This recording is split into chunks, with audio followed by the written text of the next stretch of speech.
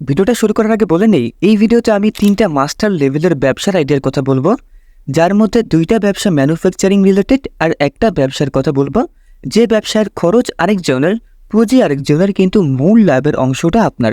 শুধু ব্যবসার টেকনিকটা আপনাকে ধরতে হবে। প্রথম যে বিজনেস আইডিয়াটার কথা বলবো, এটা হয়তো অনেকে বিজনেসটার সম্পর্কে জানেন, কিন্তু কেউ কখনো এইভাবে চিন্তা করেন নাই। দেখেন, আমাদের বর্তমান সময়ে বিভাগ, জেলা, উপজেলা পর্যায়ে এমন কিছু এলাকা আছে যেগুলো অনেক উন্নত এবং সেইখানে বড় বড় বিজনেসম্যান, চাকরিজীবীরা, মোট কথা হচ্ছে বড় লোকেরা থাকে। এই ধরনের উন্নত এলাকায় মানুষের সংখ্যা অনেক বেশি হয় এবং তাদের চাহিদাও থাকে প্রচুর, যেমন মাছ, মাংস, সবজি ইত্যাদি। এই ধরনের বিভিন্ন চাহিদাগুলো তারা বিভিন্ন বাজার অথবা সুপার শপ থেকে পূরণ করতে পারলেও একটা জিনিস পূরণ করতে পারে না, সেটা হচ্ছে খাঁটি দুধ। আরও 8 থেকে 10 বছর আগের কথা, ঢাকার পাশে যে সাভার জেলা রয়েছে, সেই সাভার একজন চাচা থাকতেন। তার বয়স মোটামুটি 60-65 বছর ছিল। তার 2 সন্তান ছিল, কিন্তু সেই সন্তানরা তাকে বৃদ্ধ বয়সে দেখাশোনা না করে অত্যাচার করত। শেষ বয়সে অভাবের তাড়নায় অসুস্থ স্ত্রীকে নিয়ে কি করবেন তিনি বুঝে উঠতে পারছিলেন না। তখন তিনি অনেক খোঁজাখুঁজির পর একটা আইডিয়া বের করেন। চিন্তা করলেন যে সাভারের বিভিন্ন এলাকা থেকে দুধ সংগ্রহ করে সেই দুধ ঢাকায় বিক্রি করবেন। ঢাকাতে দুধের প্রচুর চাহিদা ছিল, কিন্তু সেখানে পর্যাপ্ত পরিমাণে মানসম্মত দুধ পাওয়া যেত না। তো তিনি সেই চিন্তাটাকেই কাজে লাগালেন এবং সাভারের বিভিন্ন গোয়াল থেকে দুধ সংগ্রহ করে সেটা ঢাকা, ধানমন্ডি এলাকাতে বিক্রি করা শুরু করলেন। তখনকার সময় তিনি প্রায় 40 টাকা কেজিতে দুধ কিনে সেটা 60 টাকা কেজিতে বিক্রি করতেন। দুধের মান ভালো হওয়ার কারণে সবাই সেটা নিতে চাইত। যেহেতু সেটা ধানমন্ডির মতো ধনী এলাকা ছিল, সেহেতু তাদের টাকার কোনো সমস্যা ছিল না। প্রথম দিকে চাচা 2 জনকে টাকা ছাড়াই দুধ দিতেন যে আপনারা খেয়ে দেখুন, ভালো হলে আমার কাছ থেকে আবার দ্বিতীয়বার নেবেন। তো পরবর্তীতে যখন তারা ভালো দুধ পাচ্ছিল, তখন তারাই প্রচার শুরু করে যে ওই চাচার দুধের মান অনেক ভালো। আর এভাবে করে চাচার পরিচিতি বাড়তে থাকে এবং অল্প কিছুদিনের মধ্যেই চাচার বিজনেসটা গ্রো করে। তিনি পরবর্তীতে একটা মোটরসাইকেল কিনে নেন এবং মোটরসাইকেলের মাধ্যমে তিনি প্রতিদিন দুধ সাভার থেকে ধানমন্ডিতে গিয়ে বিক্রি করতেন। এখন বর্তমানে চাচার নিজের একটা ছোটোখাটো ফার্ম আছে, যেই ফার্মের মাধ্যমে চাচা বর্তমান সময়ে সাভার শহর, ঢাকার বিভিন্ন এলাকাতে দুধ বিক্রি করে থাকেন। তো আপনি চাইলে এই আইডিয়াটাকে কাজে লাগাতে পারেন।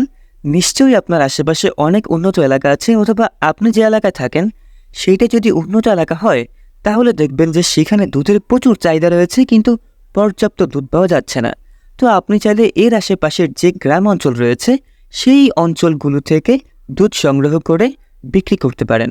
এই ক্ষেত্রে যদিও 10 টাকা বাড়িয়ে বিক্রি করেন, তাহলেও সমস্যা হবে না, যদি দুধের মান ভালো থাকে। 2 নম্বর ম্যানুফ্যাকচারিং বিজনেসের দিকে যাওয়ার আগে আপনাকে একটা বিষয় বলে দিই। 2022 সালে লন্ডনে অনেক বড় একটা ইন্টারন্যাশনাল কনফারেন্স হয়, যে কনফারেন্সে বলা হয় আগামী 10 বছরের মধ্যে পৃথিবীর সবচেয়ে বড় অর্থনৈতিক দেশ হবে চীন এবং বিশ্ববাজারের প্রায় 40% জায়গা দখল করে নেবে চীনের পণ্য। এই কনফারেন্সে আরও বলা হয় চীন 2023 সাল নাগাদ $26 ট্রিলিয়ন অর্থনৈতিক মাইলফলক স্পর্শ করবে। একবার চিন্তা করেন, 2030 সালের দিকে চীন কী পরিমাণে সম্পদের মালিক হবে। অথচ 50 বছর আগেও চীন কিন্তু পৃথিবীর অন্যতম দারিদ্র দেশ ছিল। 1950 সালের পর চীনের অর্থনীতি এতটাই খারাপ ছিল যে সামান্য কিছু বেতনের জন্য চীনের মানুষ তাদের পাশের রাষ্ট্রের সিঙ্গাপুরে গিয়ে গোলামের মতো চাকর বাকরের কাজ করত। কিন্তু চীন কি এমন করলো যে 50 বছরে তাদের অর্থনৈতিক অবস্থা এতটা স্ট্রং হয়েছে যে সারা বিশ্ব তাদের দিকে তাকিয়ে আছে? সেটা হচ্ছে ম্যানুফ্যাকচারিং বিজনেস। ম্যানুফ্যাকচারিং ব্যবসার মধ্য দিয়ে চীন তাদের ভাগ্যকে 50 বছরের মধ্যে পরিবর্তন করে ফেলেছে। চীন ম্যানুফ্যাকচারিং বিজনেসটাকে এমন এক পর্যায়ে নিয়ে এসেছে যে তারা চাইলে সারা বিশ্বের সমস্ত বিজনেস সিস্টেমকে একবারে উলটপালট করে দিতে পারে। এখন কথা হচ্ছে, এই ম্যানুফ্যাকচারিং বিজনেসটা কি? দেখুন, একটা পণ্য তৈরি থেকে বিক্রয় করা পর্যন্ত কয়েকটা ধাপ পার করতে হয়। এর মধ্যে প্রথম ধাপটা হচ্ছে ডিজাইন, তারপরে ম্যানুফ্যাকচারিং, তারপরে ডিস্ট্রিবিউশন অ্যান্ড এরপর হচ্ছে সেলস। আপনারা সবাই তো জানেন যে অ্যাপল হচ্ছে একটা আমেরিকান কোম্পানি, কিন্তু অ্যাপল তাদের আইফোন কোথায় বানায় সেটা কি জানেন? অনেকে বলবেন, এটা জানার কি আছে ভাই, অ্যাপল আমেরিকান কোম্পানি, সুতরাং আইফোন আমেরিকাতে বানানো হয়। যারা এটা ভাবছেন তারা সম্পূর্ণ ভুল। অ্যাপল তাদের কোনো ফোনই আমেরিকাতে বানায় না। অ্যাপল শুধুমাত্র আমেরিকার ক্যালিফোর্নিয়াতে বসে অ্যাপেলের ডিজাইনটা তৈরি করে দেয়, আর বাকি সব কাজ করা হয় চীনে। আপনি যদি গুগলে গিয়ে সার্চ করেন যে হোয়ার আর অ্যাপল মোবাইল ফোন মেক, মানে অ্যাপেলের মোবাইল কোথায় তৈরি করা হয়, তাহলে গুগল খুব সুন্দর করে আপনাকে বলে দিবে যে চায়নাতে। এখন ম্যানুফ্যাকচারিং বিজনেসটা কীভাবে আইফোনের সাথে জড়িত সেটা বোঝাই। ধরুন অ্যাপেল কোম্পানি তাদের একটা নতুন মডেলের আইফোন তৈরি করলো। অ্যাপেল কোম্পানি হিসাব করলো যে আমেরিকাতে যদি তারা এই আইফোনটা তৈরি করে তাহলে খরচ হয় $700 থেকে $800, কিন্তু সেই আইফোনটা যদি তারা চীনে তৈরি করে তাহলে খরচ হয় $350 থেকে $400। এখন আইফোন কোম্পানি চীনের একটা কোম্পানির সাথে ডিল করলো যে তাদের আইফোনের এই জিনিসগুলো দিয়ে 5 লাখ আইফোন তৈরি করে দিতে হবে। তো চীনা কোম্পানি অ্যাপেল কোম্পানির বলা সবগুলো জিনিস দিয়ে 5 লাখ আইফোন তৈরি করে দিল। তারপর অ্যাপেল কোম্পানি তাদের ফোনগুলো সারা বিশ্বের বিভিন্ন মার্কেটে ছড়িয়ে দিল। এই যে চীনা কোম্পানি আইফোনগুলোকে তৈরি করে দিয়েছে, এটাই হচ্ছে মূলত ম্যানুফ্যাকচারিং। মানে কোম্পানি আরেকজনের, প্রোডাক্ট আরেকজনের, ব্র্যান্ড ভ্যালু আরেকজনের, শুধু তাদের পণ্যটা আপনি তৈরি করে দিবেন। শুধু আইফোন না, বিশ্বের নামি দামি ব্র্যান্ডগুলোর শুরুতে তাদের পণ্য নিজেরা তৈরি করলেও যখন তাদের পণ্যের পরিচিতি এবং চাহিদা বৃদ্ধি পায় তখন তারা বিশ্বের অন্যান্য নামি দামি ম্যানুফ্যাকচারিং কোম্পানিগুলোর কাছ থেকে তাদের পণ্য বানিয়ে নেয়। যেমন নিক এবং এডিডাসের মতো কোম্পানিগুলো বর্তমানে বাংলাদেশের থেকে তাদের পণ্য বানিয়ে নিচ্ছে। আর এই তৈরি করার দেয়াটাকেই মূলত বলা হয় ম্যানুফ্যাকচারিং। এখন কথা হচ্ছে আমরা কিভাবে এই ম্যানুফ্যাকচারিং বিজনেসটা শুরু করব। আমাদের তো আর এত বিশাল কোম্পানিও নেই, আবার এত টাকাও নেই যে আমরা এত বিশাল বড় বড় কোম্পানির অর্ডার নিতে পারবো। তো সেই ক্ষেত্রে আমাদের ছোট থেকে শুরু করতে হবে। সেটা কীভাবে? সেটা হচ্ছে বর্তমান সময়ে বাংলাদেশে অনলাইনে প্রচুর প্রোডাক্ট সেল হয় এবং তা দিন দিন বাড়ছে। তার পাশাপাশি নতুন নতুন আরও অনলাইনে অনেক কোম্পানি তৈরি হচ্ছে। সব বড় বড় কোম্পানিগুলো এখন অনলাইনে তাদের প্রোডাক্ট বিক্রি করতে যাচ্ছে। তো সেই প্রোডাক্ট বিক্রি করার জন্য সবচেয়ে বেশি প্রয়োজন সেটা হচ্ছে প্রোডাক্ট প্যাকেজিং। অনলাইনে প্রোডাক্ট বিক্রি করতে গেলে সেই প্রোডাক্ট প্যাকেজিংটা খুব গুরুত্বপূর্ণ। যদি সঠিকভাবে প্রোডাক্টটা প্যাকেজিং না করা হয় তাহলে প্রোডাক্ট নষ্ট হয়ে যেতে পারে অথবা ভেঙে যেতে পারে বা যে কোনো ধরনের ক্ষতি হতে পারে। তো এই প্রোডাক্ট প্যাকেজিংয়ের সবচেয়ে গুরুত্বপূর্ণ জিনিসটা হচ্ছে কার্টুনের বক্স। আপনি দেখবেন যে সব ধরনের প্রোডাক্ট প্যাকেজিং করার জন্য কার্টুনের বক্স খুবই গুরুত্বপূর্ণ।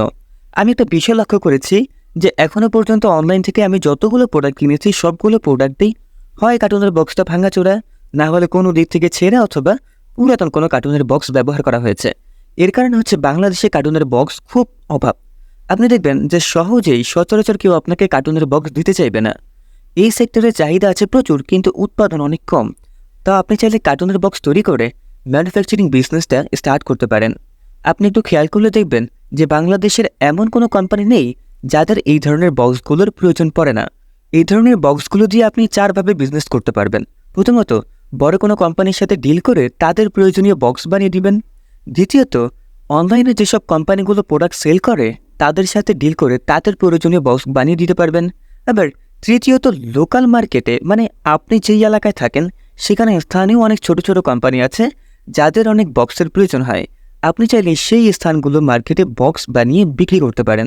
4 নম্বর হচ্ছে যে আপনি চাইলে বাহিরের দেশগুলোতেও বড় পরিসরে বক্স বানিয়ে সেগুলো রপ্তানি করতে পারবেন এবং এখানে প্রফিটের অংশটা অনেক বেশি। তবে এটা বিরাট একটা প্রসেস। শুরুর দিকে আপনি এতদূর যেতে পারবেন না। শুরুতে আপনাকে স্থানীয় এবং অনলাইন কোম্পানিগুলোকে টার্গেট করে কাজ করতে হবে। কার্টুনের বক্সের ব্যবসাটা কীভাবে করবেন সেই সম্পর্কিত A to Z ভিডিও ডেসক্রিপশনে দেওয়া আছে। আপনার কি বলতে পারবেন যে একটা 20 টাকার পানির বোতল তৈরি করতে কোম্পানির কত টাকা খরচ হয়? কিছুদিন আগেও হাফ লিটার পানির বোতলের দাম ছিল 15 টাকা, কিন্তু এখন এটা বর্তমানে 20 টাকা করা হয়েছে। এই 20 টাকার একটা পানির বোতল তৈরি করতে কোম্পানির খরচ হয় মাত্র 1 টাকা 20 পয়সা। এটা আমি বলছি না, ডেইলি বাংলাদেশের একটা রিপোর্টে বলা হচ্ছে যে আধা লিটার পানি পরিশোধন করতে কোম্পানির খরচ হয় 1 টাকা, লেভেলিং খরচ হয় 1 টাকা, বোতল তৈরিতে খরচ হয় 3 টাকা 67 পয়সা, আর অন্যান্য ব্যাট সহ তাদের আরও কিছু খরচ হয় যা হচ্ছে 1 টাকা 28 পয়সা। তো সব কিছু মিলিয়ে তাদের টোটাল খরচ হয় 6 টাকা 95 পয়সা বা 60 টাকার মতো আর কি। কিন্তু সেই পানির বোতলই বিক্রি হচ্ছে 20 টাকা দরে। এখন আপনি চিন্তা করে দেখেন যে তাদের লাভের পরিমাণটা কতটুকু। এছাড়াও অ্যাডভার্টাইজমেন্ট করতে কোম্পানির আরও কিছু টাকা খরচ করতে হয়, তাছাড়া বাকি সব টাকা তাদের পকেটে যায়। পানির বোতলে উদাহরণটা দেওয়ার মূল কারণ হচ্ছে এই পানির বোতলটাকে চিন্তা করেই আমরা 2 ধরনের বিজনেস করতে পারবো।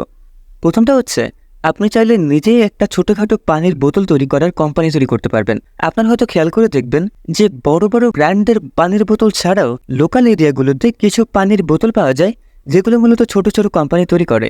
তো সেই টার্গেট নিয়ে আপনি চাইলে আপনার লোকাল এরিয়াতে বা রেস্টুরেন্টগুলোতেও বা ছোট ছোট মুদির দোকানগুলোতে পানির বোতলের সাপ্লাই দিতে পারবেন। এই কাজটা শুরুর দিকে একটু কঠিন হলেও যখন আপনার পানির বোতল বা কোম্পানির পরিচিতি বাড়বে তখন দেখবেন যে আপনি অর্ডার নিয়ে আর কুলাতে পারছেন না। যাই হোক, সবগুলো বিজনেস আইডিয়া নিয়ে এ টু জেড কীভাবে বিজনেসটা শুরু করবেন, সেইখানে খরচ কত হতে পারে এবং অর্ডার শুরুতে কীভাবে নেবেন সেই সম্পর্কে পূর্ব ভিডিও রয়েছে। সেই ভিডিওগুলোর লিঙ্ক আমি ভিডিওটা ডেসক্রিপশন বক্সে দিয়ে দিব, আপনারা চাইলে দেখে নিতে পারেন। এখন এই বোতলটাকে চিন্তা করে আরও একটা ব্যবসা কিন্তু করা যায়, সেটা হচ্ছে বড় বড় কোম্পানিগুলোর জন্য বোতল তৈরি করে দেওয়া যায়। আমাদের বাংলাদেশে বড় মাঝারি ছোট যত ধরনের কোম্পানি রয়েছে সব কোম্পানিগুলোর কম বেশি তাদের বোতল অন্য কোম্পানির কাছ থেকে বানিয়ে দেয়। মানে যারা মূলত বোতল তৈরি করে তাদের কাছ থেকে কোম্পানিগুলো তাদের প্রয়োজনীয় বোতলগুলো বানিয়ে নেয়। বিশেষ করে তেল, ঔষধ, জুস, কসমেটিক্স এই ধরনের পণ্যগুলোতে যে বোতলের প্রয়োজন হয় সেগুলো মূলত ছোট ছোট কোম্পানি তৈরি করে দেয়। বাংলাদেশে এমন অনেক উদ্যোক্তা রয়েছে যারা নিজেদের চাকরি ছেড়ে দিয়ে বোতল তৈরি কোম্পানি খুলে আজ কোটি কোটি টাকা ইনকাম করছে। বোতল তৈরির বাজারটা আসলে অনেক বড়। আপনি যদি নিজে একটু আশেপাশে তাকিয়ে দেখেন তাহলে বিষয়টা বুঝতে পারবেন। স্থানীয় জেলা এবং উপজেলার পর্যায়ে বাজারগুলোতে এই বোতলের চাহিদা রয়েছে অনেক বেশি। বোতল তৈরির কারখানাগুলোতে এত বেশি অর্ডার থাকে যে ওই কারখানার কর্মীদের দিনরাত পরিশ্রম করে কাজ করতে হয়। তবে মজার বিষয় হচ্ছে বাংলাদেশে এই বোতল তৈরির কারখানার পরিমাণ অনেক কম। যাই হোক, বোতল তৈরি কারখানা কীভাবে করতে হয়, কি লাগে এবং শুরুতে কীভাবে কাজ করবেন, কত টাকা খরচ হতে পারে, সব কিছুরই total A to Z video সহ ডেসক্রিপশন বক্সে আমি লিঙ্ক দিয়ে দিব। তো চিন্তা করে দেখতে পারেন এই তিনটা ব্যবসা থেকে আপনি কোন ব্যবসাটা করতে পারবেন, কোনটা আপনার জন্য সহজ হবে। যেটা আপনার ভালো লেগেছে সেটা অবশ্যই আমাকে কমেন্ট করে জানাবেন। আর হ্যাঁ, ব্যবসা সম্পর্কিত এর আগে আমি আরেকটি ভিডিও আপলোড করেছিলাম, সেটা আপনারা খুবই পছন্দ করেছেন। সেই ভিডিওটা আমি এই ভিডিওটার এন্ড স্ক্রিনে দিয়ে দিব, আপনারা চাইলে ক্লিক করে দেখে নিতে পারেন। তো আজকের ভিডিওটি এই পর্যন্তই। ভালো থাকবেন, সুস্থ থাকবেন, আল্লাহ হাফেজ।